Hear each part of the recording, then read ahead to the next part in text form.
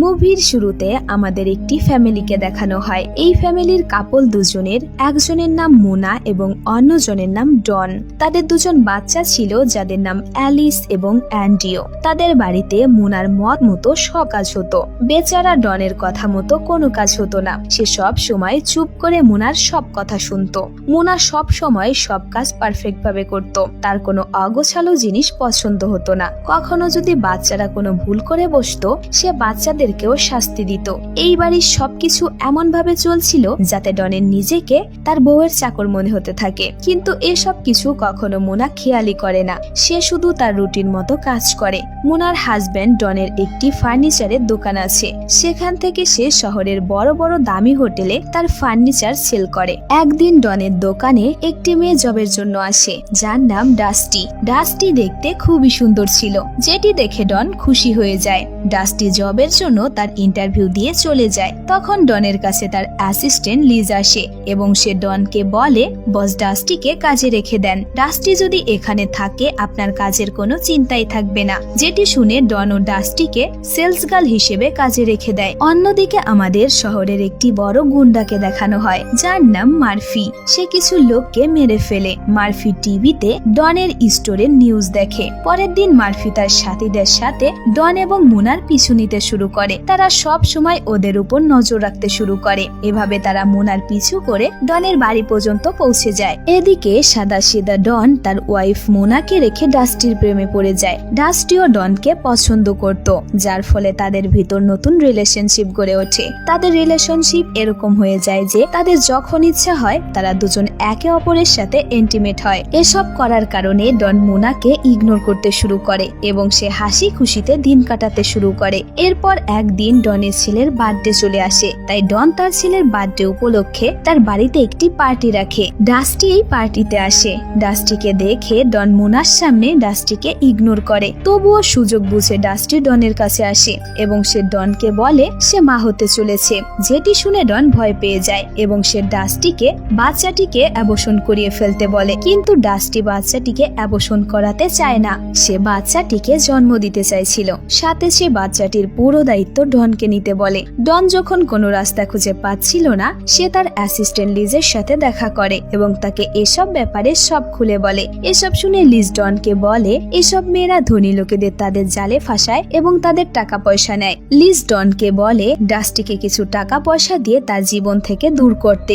এদিকে আমাদের ডাস্টিকে দেখানো হয়। লিজ আসলে ডনকে যেমনটা বলেছে, ডাস্টি আসলে সেরকমই মেয়ে। ডাস্টি তার বয়ফ্রেন্ড মার্ফির সাথে দেখা করে। সে তার বয়ফ্রেন্ডের হয়ে কাজ করে, কিন্তু এইবার ডাস্টিকে দেখে এরকম মনে হচ্ছিল যে এইবার সে তার টার্গেট ডনকে ভালোবেসে ফেলেছে। এদিকে ডন লিজের কথা মতো $30,000 ডাস্টিকে দেয় এবং এর পরিবর্তে সে ডাস্টিকে তার জীবন থেকে চলে যেতে বলে। কিন্তু ডাস্টি সেখানে বসে কান্না করতে থাকে, কারণ সে সত্যি ডনকে ভালোবেসে ফেলেছে। তবুও সে টাকা নিয়ে সেখান থেকে চলে যায়। এরপর ডন তার বাড়িতে যায়। বাইরে দাঁড়িয়ে সে তার বাচ্চাদের দেখে ভাবতে থাকে যে যদি তার ওয়াইফ তাদের ছেড়ে চলে যায় তাদের কি অবস্থা হবে। ডাস্টি যখন $30,000 মার্ফিকে দেয়, তখন মার্ফির এই টাকা কম মনে হয়, তাই সে ডনকে মেরে ফেলার প্ল্যান করে। সে ডাস্টিকে আরো টাকা আনতে বলে ডনের কাছ থেকে। যখন ডাস্টি ডনের কাছে এসে টাকা চায়, ডন আর কোনো টাকা দিতে চাইছিল না। সে ডাস্টিকে সোজা টাকা দিবে না বলে দেয়, কারণ এখন তার কাছে কোনো টাকা ছিল না। কিন্তু ডাস্টি তাকে ব্ল্যাকমেইল করে, যার ফলে ডন কোনো রাস্তা খুঁজে পাচ্ছিল না। তাই সে তার অ্যাসিস্ট্যান্ট লিজের সাথে দেখা করে। লিজ ডনকে বলে তার ওয়াইফকে সব সত্যি কথা খুলে বলার জন্য। এরপর ডন অনেক সাহস করে তার ওয়াইফের কাছে যায় এবং তাকে সব সত্যি কথা খুলে বলে। এসব কথা শুনে মুনা প্রথমে শান্ত থাকে। সে ডনকে একটি কথা বলে যে ডন তাকে ভালোবাসে কিনা। ডন বলে যে হ্যাঁ, আমি তোমাকে ভালোবাসি। এটা শুনে মুনা তার আসল রূপ দেখাতে শুরু করে। সে ডনের উপর অনেক চিৎকার করতে থাকে। মুনা ডনকে দুটো অপশন দেয়, সে এবং তার বাচ্চাকে ডন ছেড়ে দেবে, না হয় ডন ডাস্টিকে মেরে ফেলবে। তখন ডন ডাস্টিকে মেরে ফেলার প্ল্যান করে। ডাস্টিকে কল করে ডন অফিসে ডাকে। আগে থেকে স্টোরে গিয়ে মুনা একটি খালি গ্লাসে অনেক ড্রাগ ঢেলে রাখে। ওই ড্রাগে ড্রিঙ্কস মিশিয়ে রাখে। যখন ডাস্টি ডনের সাথে দেখা করতে আসে, ওই ড্রিঙ্কস খেয়ে ডাস্টি বেহুশ হয়ে পড়ে। ডাস্টি বেহুশ হয়ে পড়ার পর মুনা ডনকে গাড়ির ডিকিতে ডাস্টিকে তুলে ফেলতে বলে। এরপর তারা তাদের গাড়ি গ্যারেজে নিয়ে আসে। গ্যারেজে আনার পর যখন ডন ডাস্টিকে বের করে, ডাস্টিকে জীবিত দেখে ডন ভয় পেয়ে যায়। মোনা ডনকে সাহস করে একটি হাতুড়ি নিয়ে আসতে বলে এবং সেটি ডাস্টির মাথায় মারতে বলে, কিন্তু ডন ডাস্টির উপর হাতুড়ি চালাতে চাইছিল না, যে কারণে মোনা নিজের ডাস্টির উপর হাতুড়ি চালায় এবং তাকে মেরে ফেলে। এরপর সে ডাস্টির লাশ টুকরো টুকরো করে ফেলে, যেটি দেখে ডন অনেক ভয় পেয়ে যায়। অন্যদিকে মারফি কিছুদিন ধরে ডাস্টির কোনো খোঁজ পাচ্ছিল না, তাই সে অনেক চিন্তায় ছিল। এরপর একদিন ডন তার ছেলেকে মারফির সাথে কথা বলতে দেখে অনেক ভয় পেয়ে যায়, কিন্তু মারফি ডনের জন্য একটি চিঠি দিয়ে সেখান থেকে চলে যায়। মারফি ডাস্টের ব্যাপারে জানার জন্য ডনকে ক্লাবে ডাকে। এরপর ডন ক্লাবে আসে মারফির সাথে দেখা করার জন্য। ডন মারফিকে বলে সে ডাস্টিকে টাকা দিয়ে দিয়েছে, হয়তো ডাস্টি টাকা নিয়ে পালিয়ে গিয়েছে। এটা শুনে মারফি আবার ডনের কাছে টাকা চায় এবং তাকে ব্ল্যাকমেইল করে বলে ডন যদি তাকে টাকা না দেয় সে মোনাকে তুলে নিয়ে আসবে। এসব শুনে ডন ভয় পেয়ে যায়। সে ভয় পেয়ে এসব মোনাকে খুলে বলে। মোনা মারফিকে ফাঁসানোর জন্য প্ল্যান করে। যখন মারফি এবং তার সাথীরা ক্লাবে যায় তখন মোনা এবং ডন তাদের পিছু করে তাদের বাড়িতে পৌঁছে যায়। মোনা ডাস্টির বডি পার্টস মারফির ঘরের ফ্রিজে রেখে দেয়। তখন একটি গুন্ডা তার গার্লফ্রেন্ডের সাথে সেখানে চলে আসে। মোনা ভয় না পেয়ে তাকে এবং তার গার্লফ্রেন্ডকে চাকু মেরে আহত করে দেয়।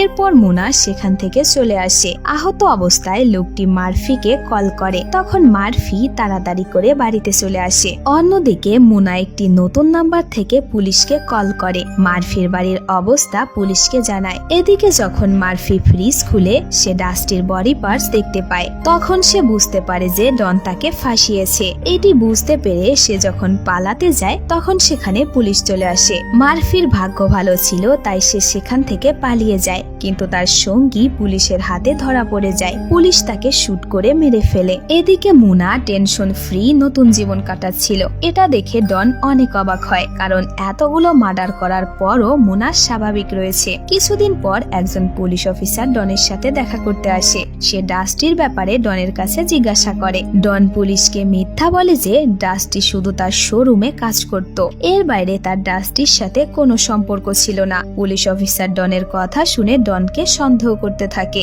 দূর থেকে এসব মোনা দেখছিল। এরপর মোনা বাইরে এসে পুলিশ কেন এখানে এসেছে এই ব্যাপারে জিজ্ঞাসা করে। অফিসার ডাস্টি কেন গায়েব হয়ে গিয়েছে এই ব্যাপারে বলে সেখান থেকে চলে যায়। কিছুদিন পর ডন তার ঘরের একটি ফ্রিজে একটি কুকুরের লাশ দেখতে পায়, যেটি তাদের প্রতিবেশীর কুকুর ছিল। এই কুকুরটি তাদের বাড়িতে এসে তাদের বিরক্ত করত, যে কারণে মোনা কুকুরটিকে মেরে ফেলেছে। কুকুরটির লাশ দেখে ডন অনেক ভয় পেয়ে যায়, কিন্তু এই ব্যাপারে সে মোনাকে কিছু বলে না। তাদের ছেলে এন্ডিওর বার্থডে পার্টিতে লিজের ছেলেকে একটি খেলার কম্পিটিশনে এন্ডিওকে হারাতে দেখে মোনা প্রচন্ড রেগে যায়। সে রেগে লিজ এবং তার ওয়াইফকে অনেক অপমান করে, যে কারণে লিজের ওয়াইফ অপমানিত হয়ে সেখান থেকে চলে যায়। এরপর অ্যালিস একটি স্টিক দিয়ে কম্পিটিশনটি শেষ করে, যেটি দেখে মোনা অনেক খুশি হয়। এটা দেখে ডন বুঝতে পারে যে তার ওয়াইফ সাইকো হয়ে গিয়েছে এবং তার ছেলে মেয়েও তার ওয়াইফের মতো হয়ে গিয়েছে।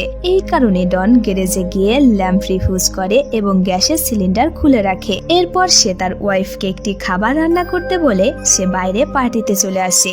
যখন রান্নাঘরে গিয়ে মোনা লাইট অন করে তখন একটি ব্লাস্ট হয়, যে কারণে মোনা মারা যায়। মুভির শেষ দৃশ্যে আমরা ডন এবং তার বাচ্চাদের একটি টেনশন ফ্রি জীবন কাটাতে দেখি। নিউ লাইফে তারা অনেক হ্যাপি ছিল। এই খুশির সাথে এই মুভি এখানেই শেষ হয়ে যায়। তো ভিউয়ার্স, ভিডিওটি আপনার কাছে কেমন লাগলো সেটা আমাদের কমেন্ট বক্সে জানিয়ে দিতে পারেন। আজকে এই পর্যন্তই, আবার দেখা হবে নতুন কোনো ভিডিও নিয়ে। সকলে ভালো থাকবেন, সুস্থ থাকবেন। আল্লাহ হাফেজ।